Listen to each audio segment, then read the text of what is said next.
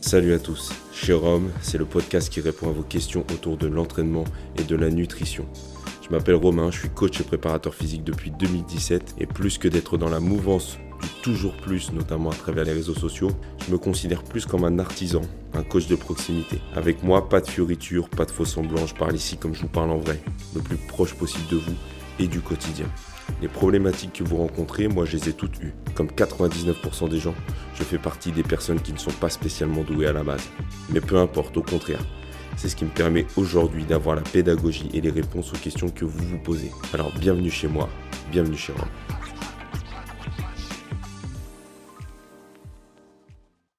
Salut à tous, bienvenue dans un nouvel épisode de chez Rome. Nouvel épisode aujourd'hui consacré encore une fois à l'entraînement. Une fois n'est pas coutume. La semaine passée, on a parlé un petit peu de perte de gras, de perte de poids, de perte de gras, d'optimisation composition de votre composition corporelle. Je vais y arriver. Et de l'intérêt de prendre du muscle, de faire de la musculation pour optimiser votre perte de gras. Je vous invite, pour ceux qui ne l'ont pas entendu, à aller écouter cet épisode numéro 20 qui s'appelle tout simplement prise de muscle pour perte de gras. Et dans la suite de cet épisode, on va parler aujourd'hui un peu plus d'entraînement cardio, d'orientation d'entraînement cardio et notamment autour de la course à pied et de comment reprendre la course à pied, pratique extrêmement rentable quand on souhaite développer son système cardiovasculaire, cardio-respiratoire, extrêmement rentable aussi pour la perte de gras et l'optimisation de sa composition corporelle, même si on a vu la semaine passée que le travail de musculation, l'entraînement musculation était extrêmement important. Il n'en reste pas moins que la dépense énergétique et le travail foncier, énergétique, physiologique que vous allez avoir grâce à la course à pied ou une autre activité cardio va être extrêmement intéressante et on va parler de ça un petit peu ce soir, un peu plus en détail. Avant toute chose, pour ceux qui ne me connaîtraient pas, je m'appelle Romain, je suis coach et préparateur physique depuis maintenant 7-8 ans, depuis 2016-2017. Le but de ce podcast, c'est de répondre un petit peu aux questions, aux problématiques que vous pouvez rencontrer au quotidien. Vous me posez pas mal de questions pour ceux qui me voient directement à la salle dans laquelle j'opère, donc dans le 13e à Paris, à la TFF Academy, ou en coaching particulier. On est nombreux à se poser souvent les mêmes questions qui reviennent, qui sont assez communes, on est toujours face un peu aux mêmes problématiques, et je me suis dit qu'en y répondant ici ou en donnant ma vision des choses autour de l'entraînement, ça pourrait aider plus de gens que la simple personne qui me pose la question. Donc c'est ça l'intérêt de ce podcast, c'est de vous donner ma vision, de vous donner mon avis sur l'entraînement qui encore une fois, doit être soumis à la critique et doit être soumis doit être mis en comparaison avec la vision d'autres coachs. J'ai pas la vérité absolue. Pourtant, je vais essayer le plus possible d'être dans la vérité. Mais voilà, on n'a jamais la vérité absolue. Donc, je vous invite toujours, de toute manière, quelle que soit l'information, à aller la croiser avec d'autres sources, pour vous faire une idée et pour aussi, entre guillemets, vous éduquer sur un sujet et ensuite avoir potentiellement des arguments sur lesquels on va échanger et sur lesquels on va évoluer chacun de notre côté. Donc voilà, le but un peu de ce podcast, c'est de vous faire poser des questions, moi d'y répondre et derrière d'avoir encore vos retours pour nourrir, entre guillemets, cet échange et qu'on puisse avancer de la meilleure manière possible dans le but d'atteindre ces objectifs tels qu'ils soient. Pour vous aider d'ailleurs à atteindre vos objectifs, je propose via mon site internet mrcoaching.fr 2 solutions principales. Le coaching en présentiel qui me permet en direct, en présentiel, donc comme son nom l'indique, de vous aiguiller autour de l'entraînement. Donc ça peut être pour répondre à des problématiques particulières, que ce soit des blessures, des douleurs, de la progression technique, des gains en force, des gains en masse musculaire, des recompositions corporelles quand je souhaite perdre du gras, du poids, etc., ou tout simplement se sentir mieux quand on a besoin d'un accompagnement et qu'on ne sait pas trop comment aborder l'entraînement dans un premier temps. Donc ça, je le propose via du coaching en présentiel, que ce soit à domicile, en salle, ou même en extérieur, même si là, c'est vrai que la période n'est pas forcément propice à l'entraînement en extérieur, quoique, étant donné j'ai une vision plutôt résiliente de l'entraînement, ça pourrait être intéressant. Et je propose également du coaching à distance qui me permet de faire votre programmation.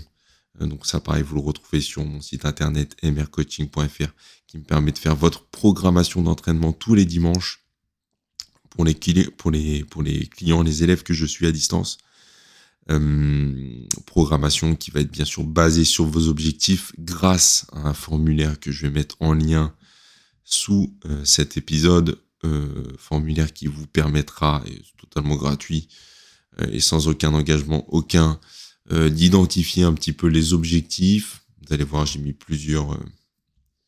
c'est un formulaire, un Google Form, tout simplement, et vous répondez aux questions, et ça permet de vous orienter et de définir un peu ces objectifs. C'est vrai que quand on me parle d'objectifs, c'est toujours un peu flou, et donc j'ai eu l'idée, grâce à des formations que j'ai fait et en y réfléchissant, de proposer ce formulaire qui permet un peu de mettre le focus sur des objectifs précis. Je vais utiliser, grâce à ce formulaire, la méthode SMART. J'en parle dans l'un des épisodes, je crois que c'est l'épisode 7 de mon podcast. Et je parle justement de cette méthode qui permet d'avoir des objectifs précis, bien identifiables, et sur lesquels on va pouvoir mettre des actions au quotidien. Actions qui vont me permettre, encore une fois, d'aller dans le sens de mon but pour pouvoir l'atteindre. Donc ça, je propose ça grâce à mon coaching à distance, suivi à distance. J'insiste sur le mot suivi, accompagnement, parce que c'est ce que je propose. C'est pas juste un programme d'entraînement que je vous donne et sans aucun suivi, sans aucun accompagnement. Là, c'est tout l'inverse. On y associe bien sûr aussi le travail en nutrition. Donc, vous m'envoyez vos repas tous les jours. Je vous fais des retours par rapport à ça. Et grâce à cet accompagnement, on a des très bons résultats quand on souhaite perdre du poids, prendre de la force. On met en place des marqueurs d'évolution ensemble, encore une fois en lien avec vos objectifs, et on va les traquer sur l'application que j'utilise qui s'appelle True Coach, sur laquelle je programme du coup vos séances d'entraînement tous les dimanches, comme je le disais précédemment.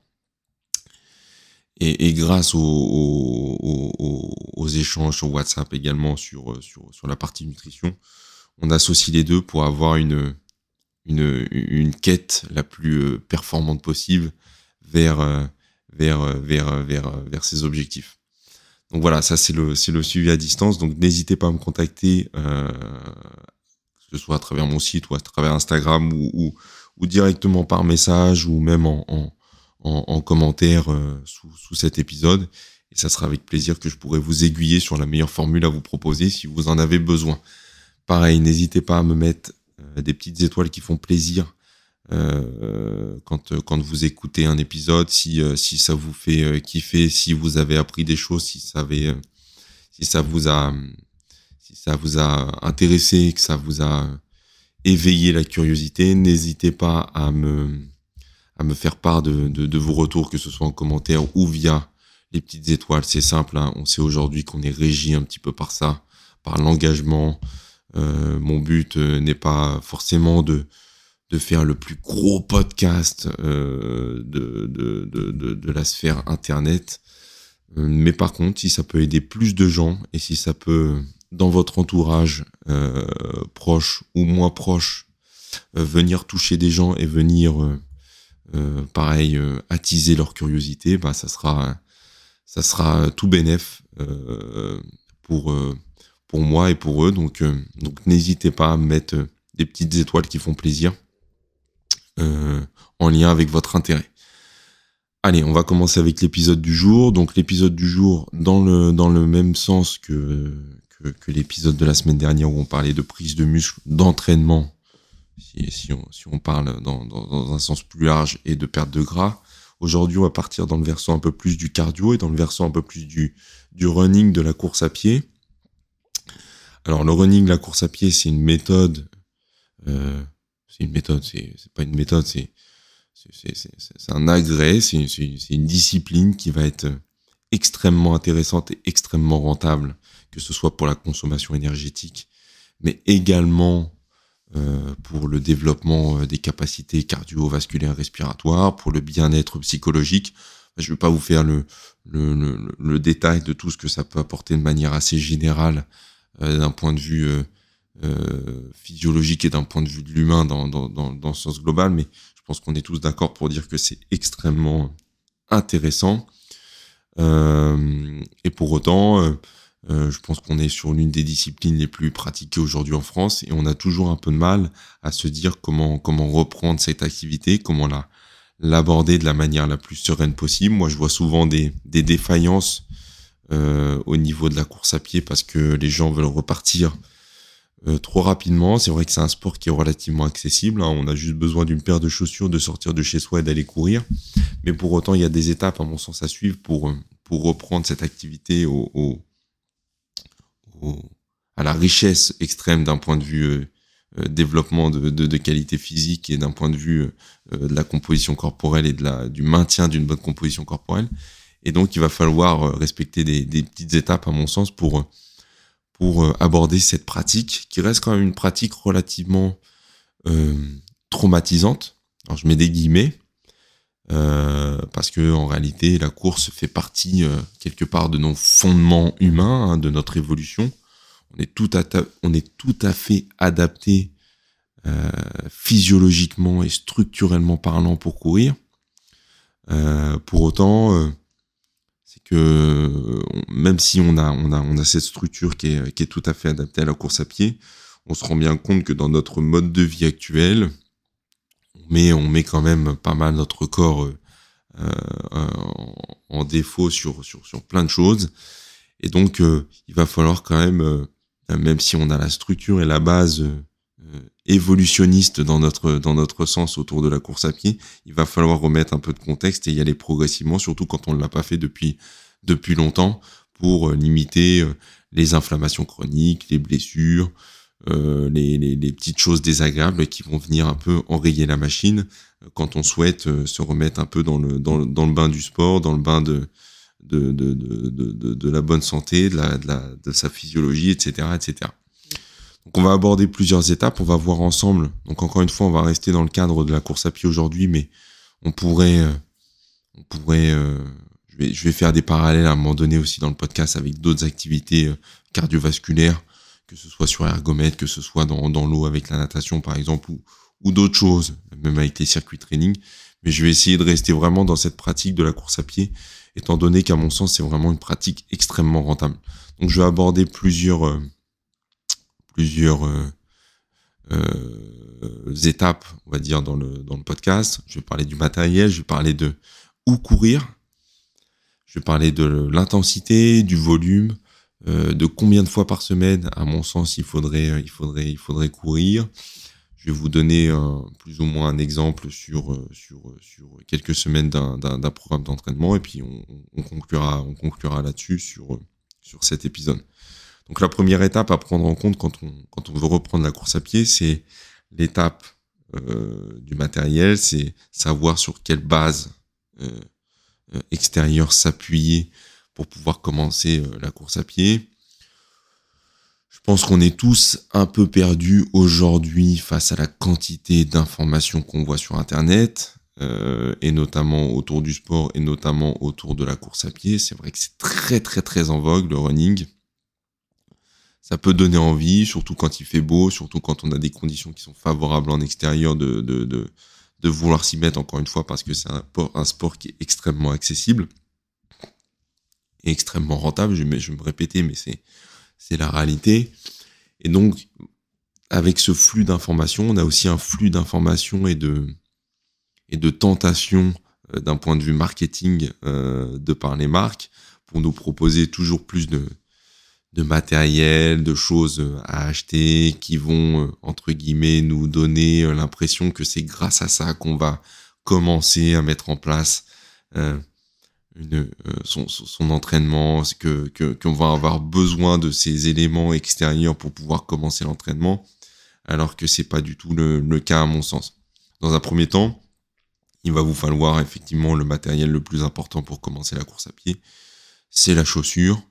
On a cet élément qui était extrêmement important pour de 1 déjà se sentir bien, hein, c'est vraiment le but premier. On va pas s'amuser à courir dehors pieds nus, bien évidemment, donc il nous faut une chaussure dans laquelle on se sent bien, dans laquelle on a du confort, et surtout une chaussure adaptée à notre foulée, adaptée à notre manière de courir dans un premier temps.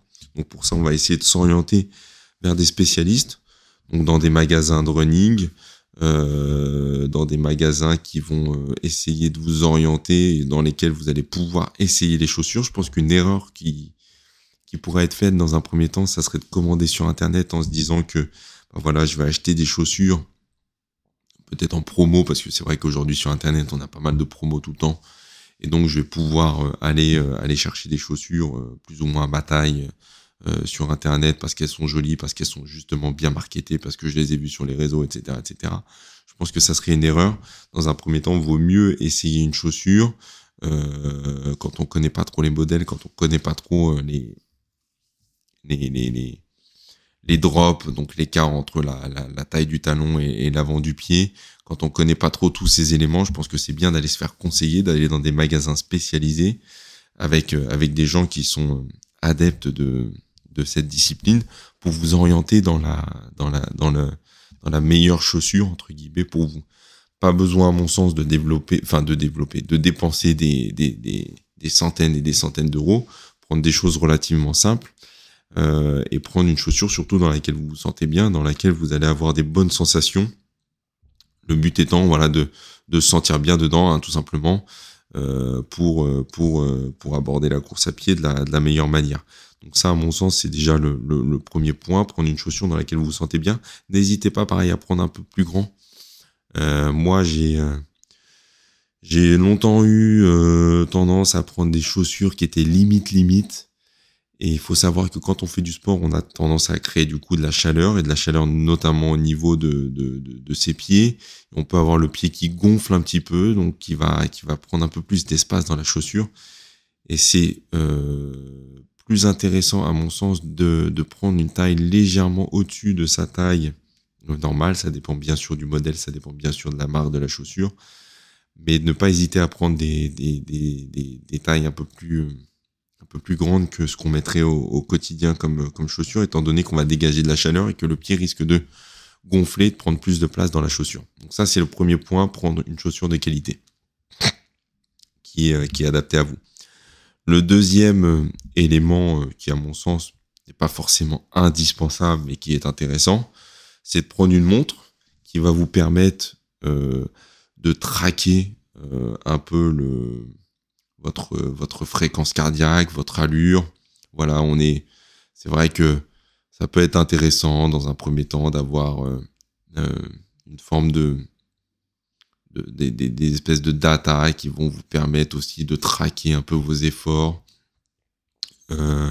qui va vous permettre un peu de rester dans des zones de travail en fonction de la fréquence cardiaque, en fonction du rythme que peut vous donner la montre.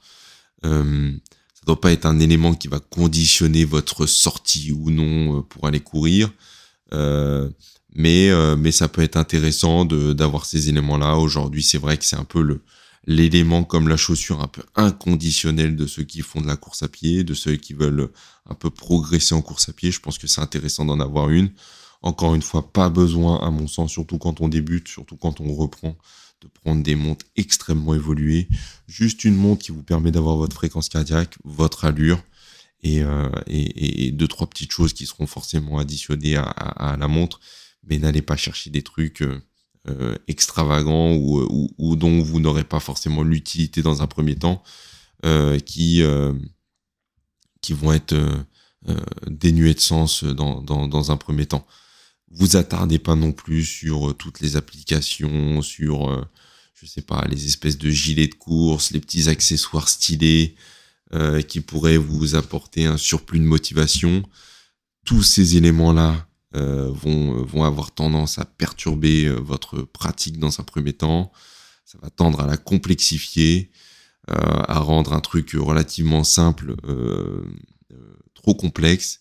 Et d'expérience, à mon sens, plus c'est compliqué, plus on complexifie quelque chose, moins on a de facilité à le garder sur le long terme.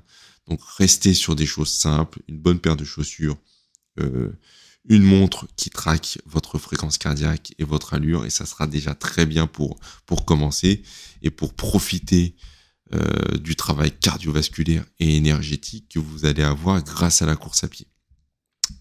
Alors une fois qu'on s'est concentré sur le bon matériel, il va falloir savoir comment et où surtout on va commencer à courir. Moi j'ai identifié 3 environnements principaux. On va avoir l'environnement extérieur, c'est simple, je sors de chez moi, l'environnement en salle de sport, et un autre environnement extérieur qui va être celui de la piste d'athlétisme. Alors, on va souvent me demander, est-ce que c'est mieux de courir dehors, est-ce que c'est mieux de courir en salle, est-ce que c'est mieux de courir sur piste, justement, etc., etc. La réalité, c'est que chacun de ces environnements a ses avantages, a ses inconvénients. On va les voir un petit peu ensemble là aujourd'hui. Donc, encore une fois, ça vient de ma réflexion personnelle. J'oublie certainement des éléments. Il y en a qui vont être d'accord, d'autres pas d'accord. Moi, c'est ma vision. C'est ma réflexion. Peut-être qu'elle tendra à évoluer au fur et à mesure du temps, comme pas mal de réflexions et de choses qu'on a sur l'entraînement. Ça tend à évoluer avec le temps, et peut-être ce qu'on dit aujourd'hui n'est pas la réalité de ce qu'on va penser dans quelques années. Mais aujourd'hui, j'aurais tendance à penser ce que je vais vous dire maintenant. Donc, premier élément, on pourrait prendre par exemple le plus simple, premier environnement, pardon, ça serait celui de l'extérieur, d'accord, vraiment le plus accessible, que ce soit d'un point de vue au coût, ça me coûte rien si ce n'est ma paire de chaussures et ma montre, et un peu de temps d'aller courir en extérieur. Donc on va commencer avec les avantages. Les avantages, à mon sens, c'est qu'on est dehors, on sort de son environnement parfois sédentaire, très cloisonné entre 4 murs, parce que pour beaucoup de gens aujourd'hui, on fait du télétravail, on est en bureau, on est souvent dans des environnements clos. Le fait d'aller courir dehors nous permet de respirer, de s'évader aussi bien physiquement que mentalement, psychologiquement. On va si on en a la possibilité, aller dans des endroits un peu plus verdurés que ce qu'on voit dans sa journée. Et ça, c'est vraiment un avantage quand on a passé sa journée entre 4 murs. Un gros avantage aussi, c'est d'un point de vue structurel, d'un point de vue anatomique, physiologique. On offre à sa structure corporelle, son pied, ses genoux, ses os, ses articulations, ses muscles, des contraintes liées aux différentes surfaces que l'on va rencontrer. On va être un coup un peu plus sur des pentes, un coup sur de la terre, un coup sur de l'herbe, du béton, des montées, des descentes. On va obliger son corps à s'adapter et à devenir un peu plus résilient, d'accord ? Parce que les différentes structures de terrain qu'on va aborder vont nous forcer, bien sûr en respectant une certaine progressivité, à être plus résilient. Et donc en y allant progressivement, sa structure physique, physiologique va s'adapter à ces différentes contraintes. J'en parlais aussi précédemment, le coût, c'est un autre avantage, on n'a pas besoin de dépenser des milliers et des cents pour aller courir en extérieur. Je pense que c'est l'une des pratiques sportives les plus économiques qui soit, si ce n'est la plus économique. Pas besoin de s'inscrire dans une salle de sport, juste de sortir de chez soi, d'arborer ses plus belles choses, et on va courir, on va se défouler. Alors en extérieur, il y a aussi des inconvénients. C'est souvent difficile par expérience de commencer la course à pied en extérieur et de s'y tenir tout simplement parce que souvent on est seul dans un premier temps. Donc très vite maintenant on va essayer, ça se fait pas mal à Paris, d'essayer de trouver une espèce de club, un espèce de runner club, ils appellent ça là, des espèces de groupes de coureurs là qui vont se former un peu sur les réseaux ou à travers des salles pour aller courir, et ça peut être intéressant, mais souvent on commence un peu tout seul, et comme on sait que le groupe est extrêmement important dans la pérennité d'une pratique sportive, commencer un peu tout seul, ça peut être compliqué, donc ça peut être un frein. On sait pas trop à quelle allure courir aussi au début. Souvent, on va vouloir partir un peu trop rapidement. Ça peut être aussi un frein dans le sens où on va se faire des séances un peu trop dures, on va vite se décourager, on sait pas trop comment courir doucement. Donc ça, on l'abordera à la suite de cet épisode, mais ça peut être aussi également un inconvénient. La cadence est difficile parfois à trouver dans un premier temps. Le temps, je pense que c'est un gros frein aussi. Donc quand je dis le temps, hein, c'est pas le temps, la durée, c'est le temps extérieur, la météo. Là, on est en hiver, avec les routes parfois gelées, avec le froid bien évidemment, le vent, la pluie, ou l'été même en plein cagnard, courir en extérieur quand il fait extrêmement chaud. Bah voilà, c'est un lot de contraintes environnementales qui n'est pas négligeable, donc il faut prendre en compte. Donc ça peut être un inconvénient. Et pareil, quand on parle d'environnement, courir en extérieur, ça implique aussi de courir avec du monde autour, d'accord, avec pas mal de gens autour de soi, des piétons bien évidemment, des voitures, des signaux de circulation, donc des feux rouges, des stops, des intersections, des cyclistes, des trottinettes, enfin il y a tout un tas d'individus autour de nous et d'objets roulants, identifiés ou non, qui sont autant d'éléments qui peuvent venir un peu saccader sa sortie. Donc ça peut être un inconvénient. Donc ça, c'est pour la partie extérieure. Donc je vous laisse le soin, pareil, en commentaire, de me dire si vous voyez d'autres avantages ou d'autres inconvénients sur les différents environnements que je vais évoquer, mais à mon sens, c'est les principaux. Quand on parle de course à pied, bien sûr, un autre environnement assez simple qu'on va venir aborder, c'est celui de la salle de sport, de courir sur tapis. Donc les avantages par rapport à la course en extérieur, c'est qu'on va avoir une vitesse qui va être facile à adapter à son niveau. Comme je le disais, c'est souvent un élément que l'on a du mal à gérer, et notamment dans un premier temps en extérieur, c'est-à-dire que quand on court dehors, comme je l'expliquais, on a du mal à gérer son allure, souvent on va avoir tendance à partir trop vite, on se crame et on fait pas des sorties efficientes, et ça a tendance même à nous dégoûter. Là, la course sur tapis, ben, on a sa petite réglette, hein, on peut régler assez facilement la vitesse et s'y tenir et suivre entre guillemets le rythme du tapis.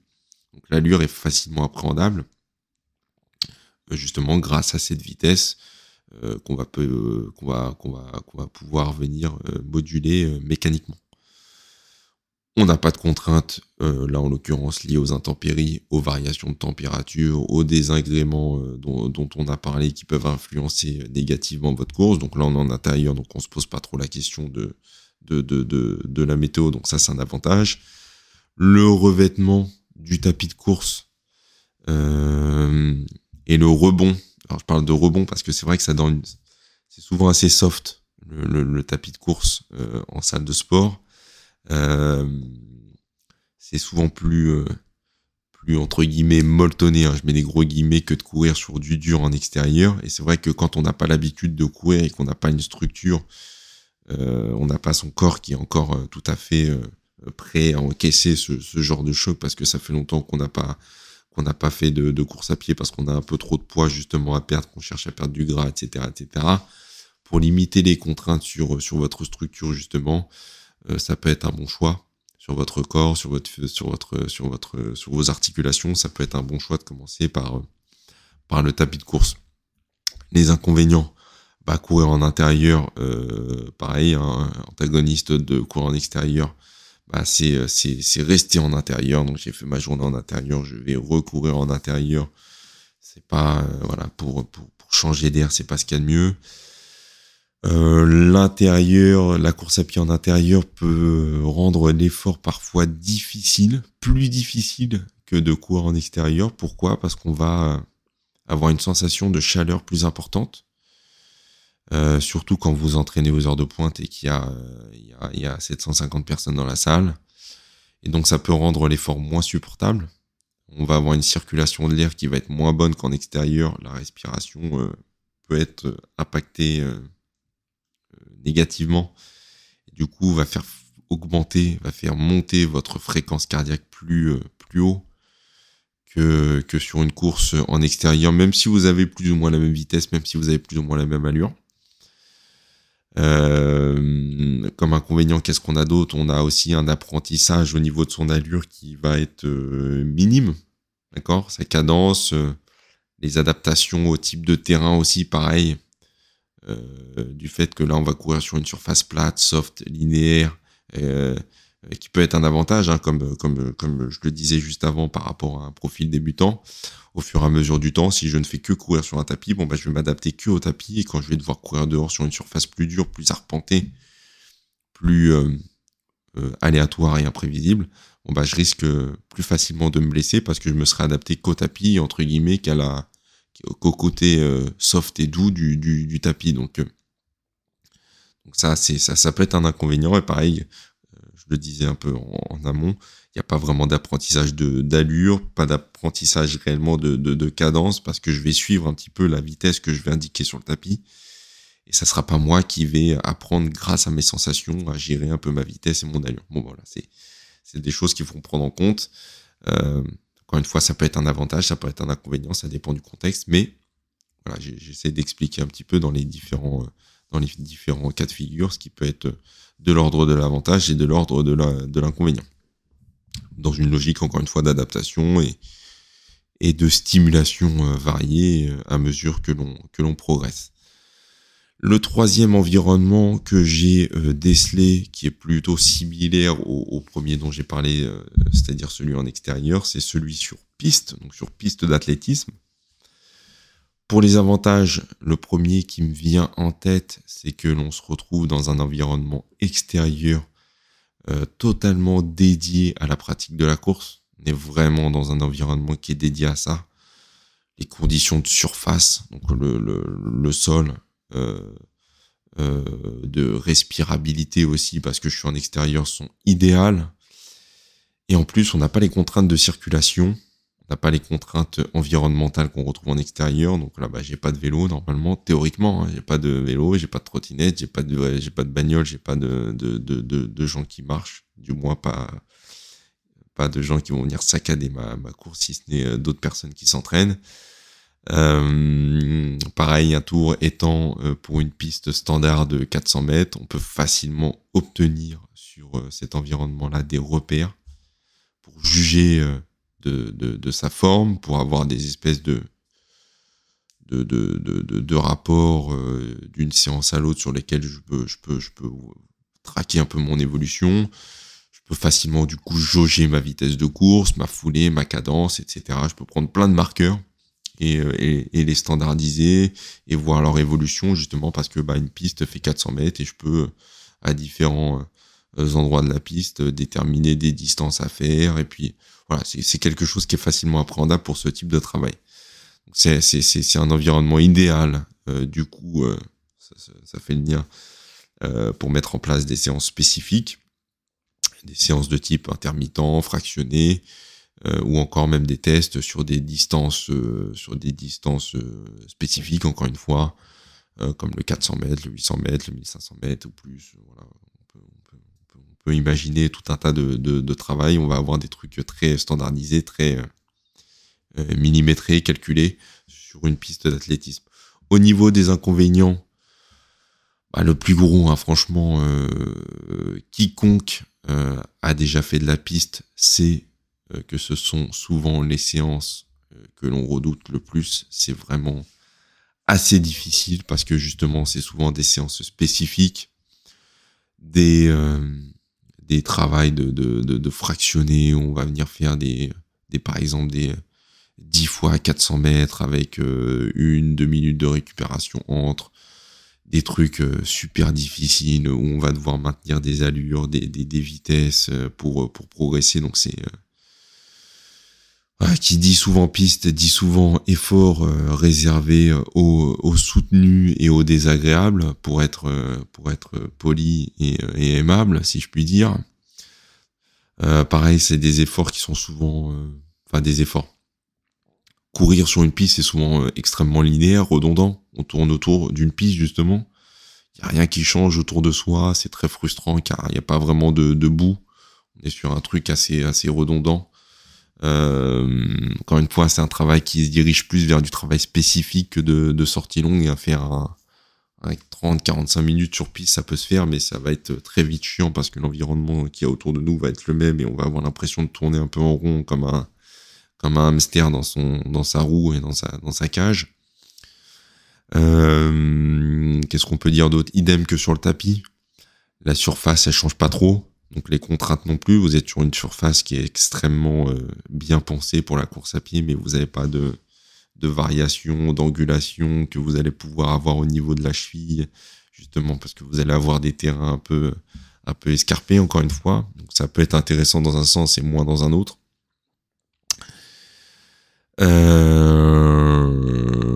Et puis voilà, je pense que c'est à peu près tout pour les inconvénients. Pareil, si vous en voyez d'autres, n'hésitez pas à m'en faire part. Donc voilà, ça c'est pour les environnements, les avantages, les inconvénients. Une fois qu'on a vu ça, on choisit l'environnement en fonction de ses objectifs, en fonction, pareil, de la proximité, de chez soi, de son rythme de vie, de son contexte, etc. C'est toujours la même chose. Et après, va falloir savoir comment gérer l'intensité, comment gérer le volume, comment gérer la fréquence d'entraînement. Donc, dans un premier temps, on va parler d'intensité. On va partir du principe que vous souhaitiez commencer la course à pied en extérieur parce que je pense que pour la plupart des gens, c'est vraiment la pratique la plus simple. Mon premier conseil, ça serait toujours de travailler sur des temps de travail relativement courts, surtout quand ça fait longtemps que vous n'avez pas couru, surtout quand vous êtes en surpoids. Entrecouper de temps de récupération relativement courts. Pourquoi ? Parce qu'en courant sur des durées relativement courtes, vous allez minimiser l'impact de l'effort sur votre corps, sur vos articulations, sur votre structure. J'en parle beaucoup, mais c'est la réalité. Et surtout, vous pourrez plus facilement adapter vos niveaux de fatigue. Ce qu'il y a de plus dur, encore une fois, quand on commence, c'est trouver la bonne intensité, le bon rythme, sans se laisser déborder par l'effort. Alors, vous ne serez pas, dans un premier temps, capable de courir 10, 15, 20, 30 minutes non-stop sans rentrer dans un état de détresse respiratoire. Ça, c'est quasiment évident. Par contre, si vous séquencez vos 15, 20, 30 minutes en séquences de travail très courtes, par exemple 10, 15, 20 secondes, entrecoupées pareil de 10, 15, 20 secondes de récupération, ça sera beaucoup plus simple pour vous de faire face à la fatigue et de faciliter votre effort sur la séance. En partant sur cette base, on peut facilement augmenter progressivement les temps de travail, en respectant pareil une progressivité, en respectant une certaine cadence, une certaine foulée. Alors pareil, on apprend à courir. La course à pied, on pense que c'est quelque chose de très simple, mais on apprend à courir, on apprend à avoir les bons alignements, on apprend à avoir la bonne cadence. Il y a une cadence plus ou moins idéale qui nous permet de minimiser, entre guillemets, un peu les chocs, les impacts. Tout le monde n'est pas d'accord avec ça, mais par expérience, je me rends compte que quand je fais courir les gens à cette fréquence qui serait aux alentours de 180 pas par minute, donc, le nombre de pas que vous allez effectuer dans une minute quand vous courez, cette fréquence idéale serait aux alentours de 180 pour minimiser les chocs et minimiser l'impact, la course un peu patapoum, la course un peu boum, boum, boum, boum. On va essayer d'avoir une cadence qui est très étroitement lié quand même à la vitesse de course que vous allez proposer, mais on va essayer d'avoir une foulée, une cadence qui va se rapprocher des 180 pas par minute, donc qui va être beaucoup plus bondissante et beaucoup plus légère, et du coup moins impactante pour votre structure. On va essayer de respecter ça sur ces temps de travail relativement courts, avec un apprentissage technique, donc on peut passer par plusieurs apprentissages. Pour ceux que ça intéresse, n'hésitez pas à me contacter ou à me poser la question, je serai ravi de vous répondre à ce sujet-là. Et donc, on va essayer d'augmenter progressivement au fur et à mesure les temps de travail avec cette cadence, cette foulée, et du coup aussi un peu les temps de récupération en fonction de comment on se sent sur les séances à mesure que l'on progresse. Ça va être du travail de type intermittent, du travail de type fractionné. Voilà, ça, on peut l'appeler de plusieurs manières différentes. On va pas faire les puristes aujourd'hui, c'est pas le but, et c'est pas je parle pas à des experts en physiologie et en entraînement, donc j'essaie d'être le plus vulgarisant possible. Mais c'est comme ça qu'on va augmenter progressivement sa capacité cardiovasculaire respiratoire, pulmonaire. C'est comme ça qu'on va permettre à sa structure de s'adapter progressivement, et c'est comme ça aussi qu'on va augmenter progressivement aussi sa consommation calorique et sa consommation d'énergie, sa consommation de gras, idéalement, pour produire de l'énergie, et associé à une bonne alimentation et au travail de musculation que je n'oublie pas et dont j'ai parlé dans mon précédent podcast, mon précédent épisode. On se retrouve théoriquement avec d'excellentes bases pour obtenir le physique qu'on veut, théoriquement, parce que encore une fois, ça dépend de plein de facteurs. Ça dépend de ce que vous avez fait dans votre vie en amont. Ça dépend d'où vous partez, d'à quel âge vous commencez, de plein d'éléments. Mais si vous faites les choses correctement et que vous cherchez à progresser, généralement, ça se passe bien, à condition que vous le fassiez sur le moyen et long terme. À cette intensité, il va falloir ajouter un volume cohérent. Adapté à vous. Alors pour parler concrètement, le volume c'est quoi? C'est en gros combien de temps je vais devoir courir dans ma séance, et puis dans ma semaine aussi, hein, si on additionne ça sur les séances qu'on va effectuer dans la semaine. Je pense que c'est bien dans l'esprit collectif et dans l'esprit de tout le monde de se rapprocher de l'étape un peu symbolique des 1 heure d'effort, donc des 60 minutes d'effort, qui est plutôt, voilà, on va dire un peu dans l'idée générale des gens, un peu ce qu'on va chercher à atteindre. C'est pas gravé dans le marbre, mais c'est un peu le but psychologique, hein, pour tout le monde à atteindre. Alors dans un premier temps, ça risque de faire beaucoup, de faire 1 heure, hein. On va pas être adapté, on risque d'avoir des mauvaises courbatures, des mauvaises douleurs si on se met à faire 1 heure de séance d'un coup. Moi, ce que je vous conseille, c'est de partir sur des séances relativement courtes, donc comme je le précise en amont, 10, 15, 20, 30 minutes.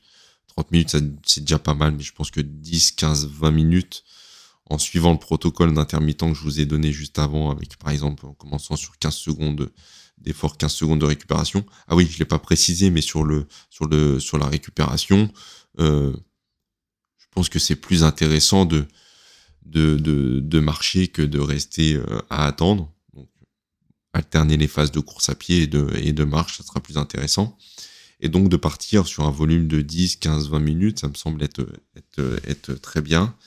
Comme le temps de séance sera relativement court au début, on va pas sortir que pour 10, 15, 20 minutes de course à pied, même si ça pourrait être le cas. Rien ne vous empêche à côté d'y associer un travail supplémentaire de musculation, de renforcement, de gainage, de souplesse, de mobilité, pour compléter entre guillemets le temps de séance que vous avez alloué à votre séance justement. Donc voilà, mobilité, gainage, renfort, étirement, il y a pas mal de choses à faire. D'autant plus si vous voulez durer, hein, parce que la course à pied, encore une fois, c'est très bien, mais le renforcement, la gestion des déséquilibres musculaires, la mobilité, les étirements sont des éléments extrêmement importants aussi dans l'entraînement. On a l'intensité, on a le volume. Combien de fois par semaine maintenant? Donc, ce qui va être étroitement lié au volume de toute manière. Ce qui fait la différence, c'est la régularité. Ça, j'en parle souvent sur le moyen et long terme.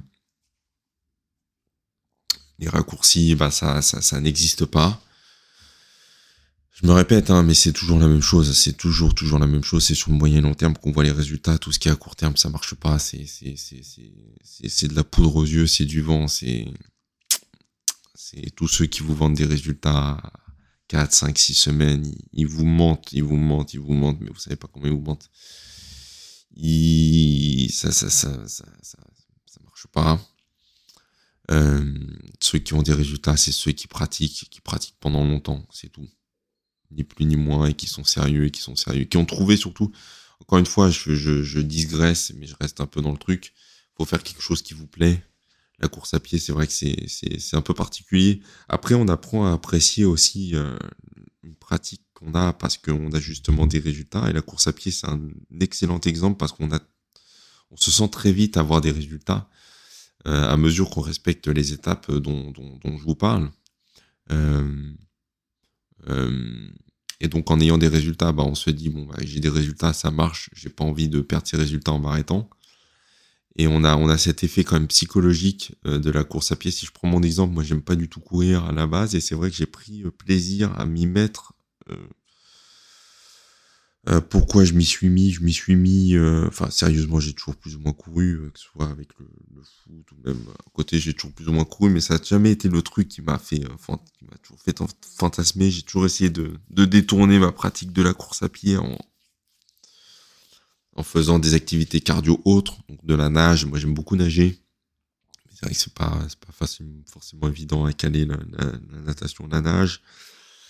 J'aime bien le travail sur ergo, donc tout ce qui est rameur, ski, etc. Mais pareil, ça, c'est pas aussi efficient d'un point de vue cardio-respiratoire, je trouve, que la course à pied.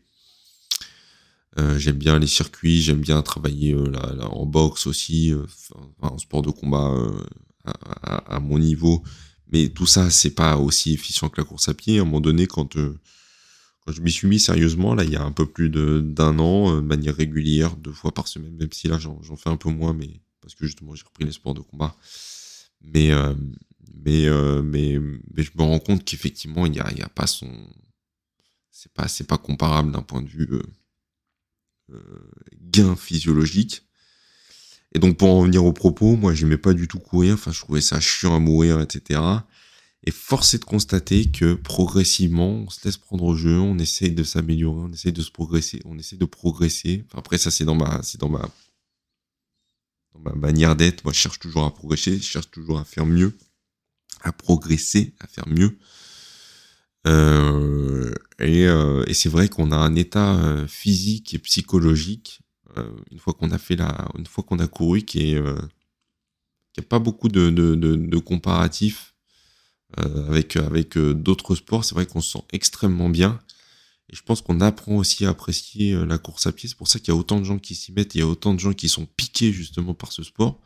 C'est qu'on a vraiment physiologiquement et psychologiquement des gains et des effets bénéfiques qui perdurent et sur lesquels on va avoir envie de retourner.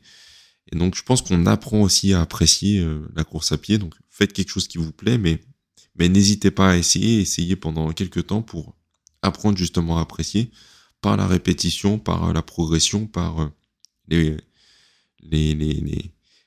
adaptations positives corporelles que vous allez avoir et physiques. Je pense que c'est une pratique qui tend à être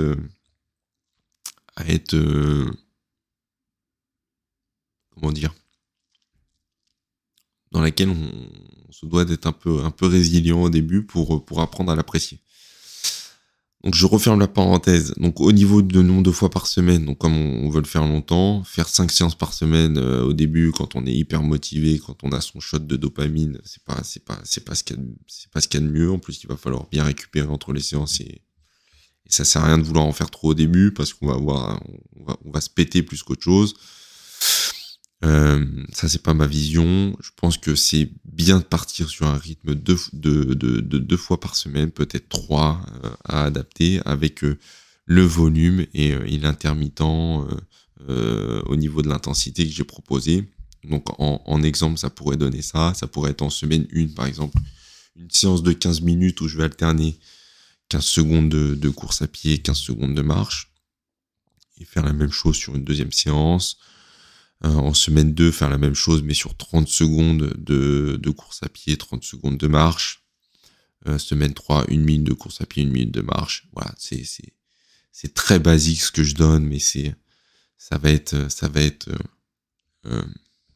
plus ou moins ce que je préconiserais. Et progressivement, peut-être passer sur un travail de piste avec des fractions de distance. Donc, par exemple, des 4 fois 400 mètres en aisance respiratoire avec 2 minutes de récupération entre les 400 mètres. Puis on augmente la semaine suivante la distance, faire 3 fois 600 mètres avec 2 minutes de récupération. Et associé à ça, en séance 2, peut-être une séance où on va faire 10 minutes en aisance respiratoire au bout de, là j'en suis à la semaine 4, au bout de la 4e semaine. Puis en semaine 5, faire la même chose mais sur 15 minutes de travail en aisance respiratoire en séance 2. Et monter progressivement comme ça les distances et puis les temps de travail. Je vais mettre en lien aussi en dessous de cet épisode la base justement de cet épisode qui est l'article que vous pouvez retrouver sur mon site, et vous allez pouvoir justement retrouver cet exemple de programmation sur les séances d'entraînement que vous pouvez faire. Donc je mets un exemple là sur 8 semaines, mais voilà, ça peut vous donner une base. Encore une fois, c'est pas parole d'évangile, hein. Faut pas prendre ça comme argent comptant. Il faut mettre beaucoup d'adaptation en fonction de son contexte, mais ça peut vous servir de base sur laquelle s'appuyer pour définir une progression et reprendre progressivement la course à pied dans le but de se sentir mieux, de développer des capacités physiques et d'avoir une meilleure composition corporelle. Je mets, avant de finir cet épisode, le point, et à mon sens le plus important, sur un élément autour de l'entraînement, c'est votre ressenti. Personne n'est à la place dans votre corps, dans votre corps, et donc personne n'a les sensations que vous allez avoir. Il faut être conscient que ce que vous faites, surtout au moment où vous le faites, il n'y a que vous qui ressentez ces choses-là. La cadence à tenir, la vitesse, la fréquence cardiaque, les facteurs limitants au niveau de votre respiration, au niveau de votre cœur, au niveau musculaire, il n'y a que ça, il n'y a que vous qui pouvez le ressentir. Et encore une fois, dans le sens où on a tendance souvent à vouloir partir trop fort, à vouloir en faire plus, il va falloir faire attention à son ressenti et essayer de respecter ça le plus possible pour rester dans les bonnes valeurs et dans le bon cadre de travail. Donc, à mon sens, ce que vous devez rechercher dans un premier temps, encore une fois, c'est de l'aisance respiratoire. Vous pouvez parler pendant votre effort. Dans les premiers temps, vous devez pouvoir parler pendant votre effort. Vous devez avoir une espèce de sensation d'essoufflement, bien sûr, une sensation de travail. Mais vous ne devez pas être à l'agonie à proposer un mot par un mot toutes les 5 minutes. Ça voudrait dire que vous êtes parti beaucoup trop fort. Vous devez éviter au maximum les douleurs articulaires, ou alors très peu. Douleurs qui n'excèdent pas 3, 4, 5 sur 10, ça dépend des gens et du ressenti qu'on va avoir pour justement laisser le temps à votre structure de s'adapter. Et vous devez avoir une foulée la plus naturelle possible, si possible en se rapprochant des fameux 180 pas par minute qui semblerait être la foulée et le type de cadence la plus idéale pour minimiser les chocs et avoir une efficience de travail de course la plus élevée possible. Et puis c'est à peu près tout. Le reste, ça suivra. Le reste, ça suivra au fur et à mesure de votre expérience, de votre pratique, de votre évolution. Et c'est comme ça. Il y a pas besoin après de surcomplexifier, comme je le disais en amont, votre pratique. Le but étant, encore une fois, de se sentir bien, développer des capacités physiques, physiologiques, d'avoir une bonne composition corporelle, d'accompagner justement la perte de gras qu'on va avoir avec le travail de musculation, avec cette dépense énergétique grâce à la course à pied ou d'autres activités cardio. Donc j'en parlais un petit peu, mais On pourrait aussi imaginer du travail cardiovasculaire sur ergomètre, en circuit training, en sport de combat, dans une autre discipline tout autre, en natation, enfin peu importe. Et le but étant d'avoir des résultats qui vont arriver par la progressivité sur le moyen et long terme, en respectant votre corps, en respectant votre physiologie. On applique les principes que j'ai évoqués pour se prémunir au maximum des pathologies qu'on pourrait avoir et qui arriveront de toute manière à un moment donné à mesure que vous progresserez. Mais le but étant qu'elles arrivent le plus tard possible. Et on pense souvent à tort qu'on est à part, qu'on a souvent des capacités que d'autres n'ont pas, qu'on se connaît, etc. Mais force est de constater qu'on prend tous de l'âge, on prend tous de la, entre guillemets, j'allais dire de la bouteille, mais le temps joue en notre défaveur. Et il faut y aller progressivement et de plus en plus, surtout quand on n'a pas fait de sport depuis longtemps et qu'on a pris un peu de masse grasse. Et il faut faire attention à ce qu'on voit encore une fois sur Internet, aux gens qui sont souvent extrêmement doués, qui nous vendent des trucs qui nous font un peu rêver, qui sont bien marketés, qui sont bien vendus et qui sont pas du tout en lien avec ce que la plupart des gens peuvent faire, parce que les gens que vous voyez sur les réseaux sont souvent très doués dans ce qu'ils font, et les gens doués, il en existe très peu, c'est peut-être 1% de la population. Et si vous êtes comme moi, vous faites partie des 99% d'autres personnes qui ne le sont pas spécialement et qui vont devoir faire attention à tout un tas de paramètres, en plus des choses les plus prioritaires de votre vie, qui sont votre travail, votre famille, votre quotidien, et associer ça à une pratique raisonnée et sensée du sport. Voilà, je vais terminer là-dessus. Je vous souhaite à tous une très bonne écoute, une très bonne soirée. J'ai ma fille qui râle pile au moment où je termine cet épisode. Et je vous dis à la semaine prochaine. Ciao, ciao.